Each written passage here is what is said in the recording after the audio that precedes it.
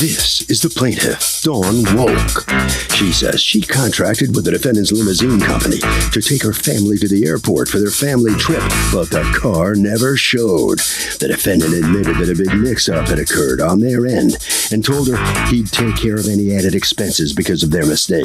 Well, her family missed their flights, had to buy new tickets for another later flight, and now the defendant won't reimburse her the $1,512.80 she's out, so she's suing.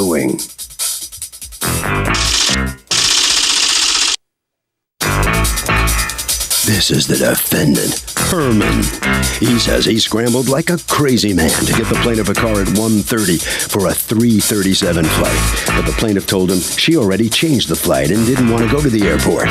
He then returned to pick her up for her new flight and took her home at the end of her vacation, free of charge due to the mix-up. Next thing you know, she's claiming he owes her $1,500 and she sues him? Come on, man. He's accused of being a tad tardy.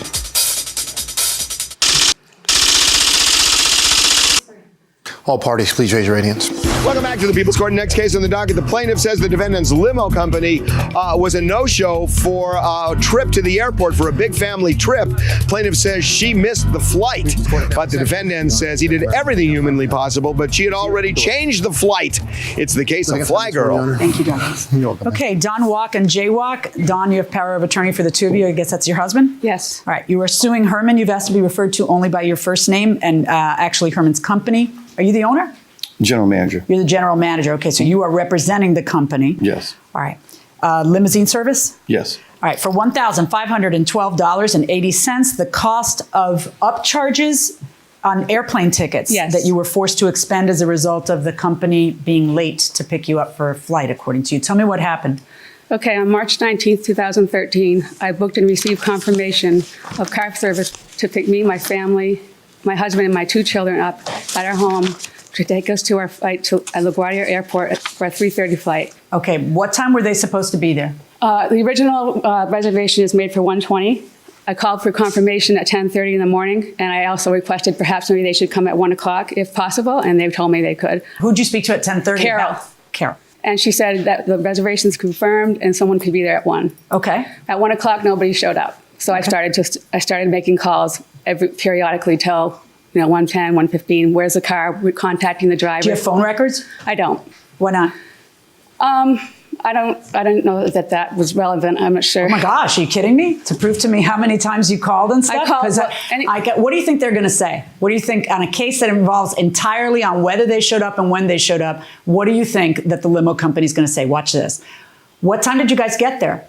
We got there about 1:25. 1:25. Did they get there at 1:25? Absolutely not. Because you were still calling them at what time? At 1:40.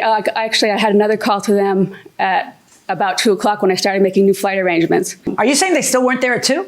Yeah. No, they hadn't. Oh, they never showed up. They didn't show up until about 2:30, 2:45, and I already made a flight. I didn't know they were showing up. I was already making new arrangements. There's no way. Who were you talking to between 1:20 and 2:45 or 2:30? Maria. Maria. Is Maria here? No. Where's she? She is in Florida. The owner and her are in Florida. That's why I'm here today. Yeah, but you don't know anything. I need to speak to the person who actually she talked to. Being that I'm the manager, I always follow up any incident like that's this. hearsay on your part. Did Maria give you an affidavit to give to us today? No. What's Maria's position? Let's hear the hearsay. What's Maria's position on whether she talked to her throughout that time and what time the car got there?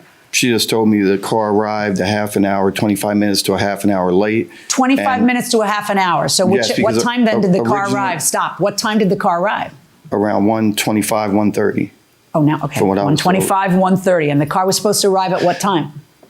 At 1, like she said, she is right. It's supposed to have arrived at 1. Originally, it was 1:20. Why did it arrive 1/2 hour late? Well, I believe the driver hit traffic coming down. A half an hour's worth of traffic? What time was he scheduling to be there? Stanford, and I'm not sure if there was an accident or something that happened in between Stanford that's and where Fairfield. you're not helpful to me. Do you have an affidavit from the driver about why he's half an hour late? No. You've walked into this courtroom without so much as an affidavit from the driver swearing that he arrived there at 1:30. And do you know why you don't have that? Because he didn't arrive there at 1:30. Because if he had arrived there at 1:30, she would have taken her chances on a 3:30 flight. So she wants the cost of rebooking the flight. Does she get it? She should get some sort of reimbursement. Does she get that? Absolutely, she should. because if she did not, get her limo, On time. she would have had to have paid. That's a fair point. What do you think? Yes, she should have got the reimbursement for missing the flight because it was not her fault. So the limo company is not only on the hook for the limo, but for the flight. They're on the hook for everything. The flight, the limo, everything. They need to take care of it. Fair enough. Going inside the courtroom. Would you have gotten in the car if they got there 1:30? Yeah, absolutely. Right, because it's a 3:37 flight. I would have said, let's go. you know? Right, then you still have time. So what time do you get on the phone and just arrange for later flights on Delta? I started making arrangements at 2 o'clock. I mean, right after Maria said there's no car for me, I ran into the house. So Maria actually said to you, there's no car It's for been you. a terrible mix-up when we have no car for you.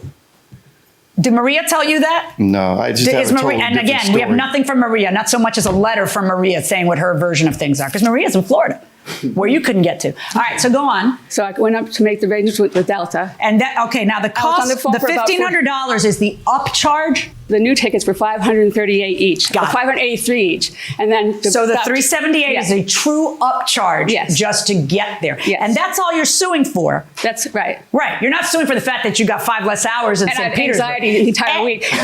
And what? I had anxiety the entire week because I was worried that they wouldn't reimburse me, and it was a big hit for us. Oh, you probably had anxiety the entire, how long ago was this? Several months, because apparently they didn't reimburse you. Now, That's were they right. telling you they were going to reimburse you? Maria said she would, and then when I contacted Jean-Claude during the week. What's the relationship between Maria and Jean-Claude? Husband and wife. Okay, so go on. At first, I had gotten tickets that were much more from Delta. It was like 20, it was going to be another almost 3,000. I got Maria on the phone. I said, this is what you're going to reimburse me for? It's like 3,000. I mean, it's 2,900 something. And Maria said, oh, no, we can't cover that. So then I had her on one phone and I had Delta on the other, and I had Delta look further. Can we go tomorrow? Can we go in the middle of the night on a red eye? I'll return another day, whatever we can do to make this, to get better tickets. But I wouldn't exactly call her a prima donna. Go on. So Jean-Claude, when I told him during the week the story, he said, oh, well, I don't think we'd ever agree to something that kind of covering something that much, maybe 400, he said. So then I stopped the conversation. I waited till I got home, and I contacted a friend of mine who's a lawyer. And she spoke to him a few times, and at one point Jean-Claude said, well, I'm going to contact my lawyer and see what he says that I should do. If he says I should pay, I will pay. So his lawyer said, yeah, you probably should pay. But give him 30 days and he'll pay you. And the lawyer sent an email and confirmed that he will pay. So July 19th comes around with I received no check. Jean-Claude's lawyer. Stop! Okay. Can I just ask you a question? Why didn't they pay if they said they were going to pay? I have no knowledge that they said. Gene, Why are you here? Gene told me he never told her he was going to pay. Do you have the email from the lawyer saying they're going to pay? Yes. Yeah, hand it over. But what was told to me that he never told her that, and if he did, Okay, let he me tell would've you something. charged her He's a for- liar. Andy's not here. Andy left you holding the bag. And you're the only guy I can yell at. I am writing to confirm that Jean-Claude will pay Dawn and Jay Watt $1,512.80 within 1 month of yesterday to compensate Dawn and Jay for the damages that they sustained as a result of failure to pick up Dawn and Jay and their 2 children on April 13th and take them to LaGuardia. Payment will be made to them by check or money order. Blah, blah, blah, blah, blah. What are you doing here? Can I see that picture? Yeah, heck yeah. Honest to God. Okay. No, keep it. All right, my dear. Is this all you're suing for? Can't you sue for more? I know. Ridiculous. That's a lot to go through for- Ridiculous.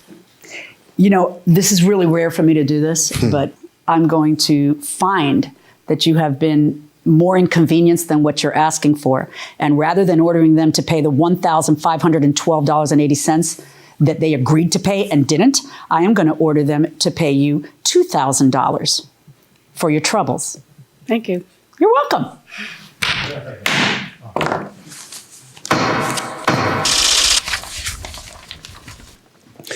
Well, here's a defendant with a big smile on his face who's just been yelled at by the judge for the last several minutes. What was that like? Wasn't nice. How come you're smiling?